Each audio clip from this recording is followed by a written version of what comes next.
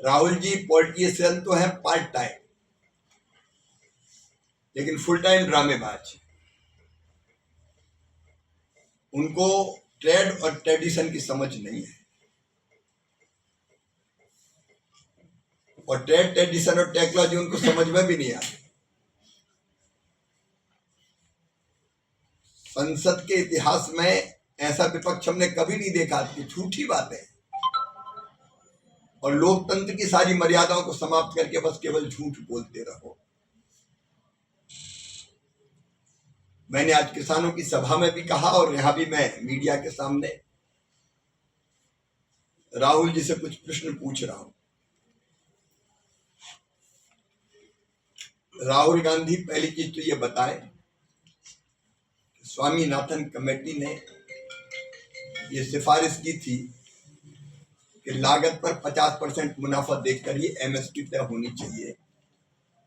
तब इनकी कैबिनेट में, कैबिनेट नोट है और पार्लियामेंट में भी ये कहा कि ये नहीं किया जा सकता क्योंकि इससे बाजार विकृत हो जाएगा, और इनकार कर दिया। कभी 50% लागत पर जोड़कर एमएसपी घोषित नहीं की। लागत पर 50% मुनाफा जोड़कर एमएसपी घोषित करने का काम किया तो प्रधानमंत्री नरेंद्र मोदी जी की सरकार ने क्यों नहीं किया? राहुल गांधी जवाब। मैं ये भी पूछना चाहता हूं राहुल जी से कि जब यूपीए की सरकार थी, चीनी का रिकॉर्ड उत्पादन हुआ था, मनमोहन जी जब प्रधानमंत्री थे। बफर स्टॉक बनाने की जरूरत थी, बफर स्टॉक नहीं बनाया, और उसको सुरक्षित रखने के बजाय निर्यात करने की छूट क्यों दी?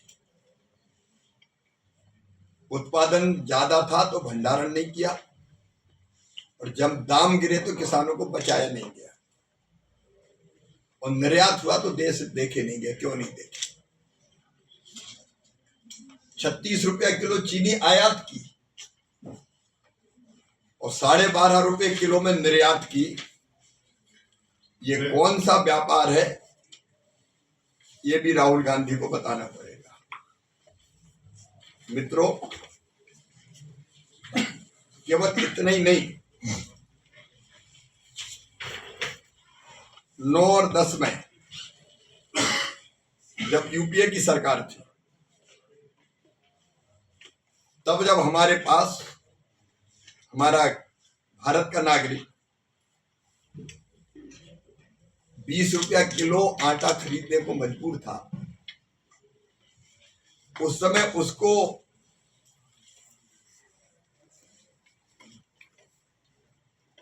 आटा बेचने के बजाय 12 रुपया 51 पैसे प्रति किलो के हिसाब से विदेश निर्यात क्यों किया? कि ये फैसला कुछ खास लोगों को फायदा पहुंचाने के लिए किया गया था? जब देश की जनता महंगाई से परेशान थी तो सस्ता अनाज बाहर क्यों बेचा गया? बाहर भेज के किसका भला किया? उनको यह भी बताना चाहिए कि जब कांग्रेस की सरकार में हमारे अन्न के गोदाम भरे हुए थे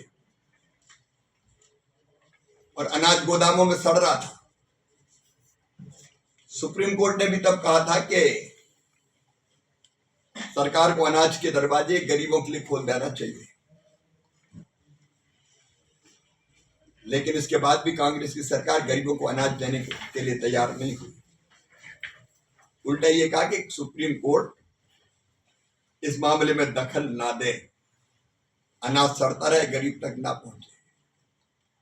ये तो प्रधानमंत्री नरेंद्र मोदी जी ने गरीब कल्याण अन्न योजना बनाई, बाद में सरकार आने के 80 करोड़ लोगों को भारत के निःशुल्क अन्न वितरित करने का काम किया। अभी लगातार वो एक के बाद एक झूठ बोले चले जा रहे हैं। मैं कहता हूं जोर देकर, अमेरिका सहित अन्य देशों से जो समझौते हुए हैं वो सब भारत के और भारत के किसानों के हित में हुए हैं।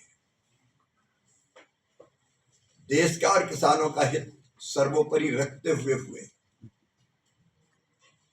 इसलिए कोई भी ऐसा अनाज जो हमारे यहाँ भरपूर है उसको लाने की छूट नहीं दी गई। गेहूं, चावल, मक्का,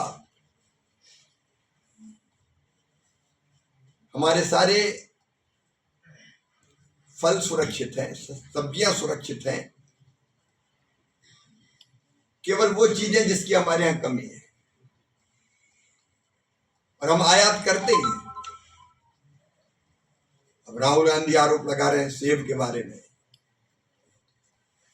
तो सेब 5.5 लाख मीट्रिक टन भारत पहले से ही आयात करता रहा, तुर्की से, ईरान से। तो तुर्की के बजाय अगर कुछ अमेरिका से भी आ जाए तो हमें क्या दिक्कत है? और उसमें भी बाकायदा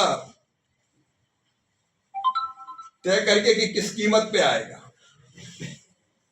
न्यूनतम आयात मूल्य 80 रुपया, उस पर 25 रुपये शुल्क, मतलब 105 रुपया किलो तो वो समुद्र पे उतरेगा। उसके बाद जब बाकी कहीं जाएगा तो उसकी कीमत कितनी होगी, ट्रांसपोर्टेशन का खर्चा जोड़ के हम समझ सकते हैं। लेकिन केवल आरोप लगाना है। उनके सारे आरोप झूठे हैं, पूर्वाग्रह से ग्रसित है। वो प्रधानमंत्री जी के लिए पूरा देश एक परिवार है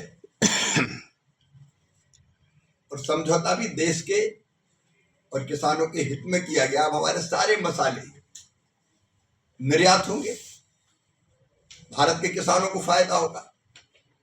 टेक्सटाइल का निर्यात बढ़ेगा तो